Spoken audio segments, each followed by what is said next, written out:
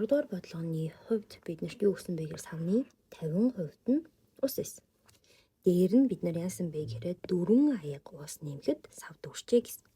Тэгэхээр савны талд нь ус эсэн. Тэгэхээр 4 аяга усыг нэмэхэд дүүрж гинэ гэдэг бол өмнөхд 4 аяга маань тал нь болно гэсэн үг тийм ээ. Тэгэхээр нийлээд сав бол 8 аяга устай тэнцүү байх нэ гэсэн үг.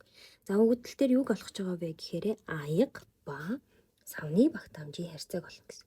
Тэгэхээр аяга гэдэг бол бид нар сав 1 аяга савны багтаамж чинь бол сав бол 8 аягтай тэнцүү гэсэн. Тэгэхээр нэгийг харьцах нь 8 хариулт буюу бидний хувьд Т хариулт гарч ирж байна. За 4 дахь бодлогоны хувьд энэ өгөгдсөн илэрхийллийн маань утгыг n нь 6 үед бодно. За тэгэхээр 4n гэдэг бол 4-ийг үржих нь n гэсэн үг. Тэгэд n-ийн хооронд би 6 тавилаа.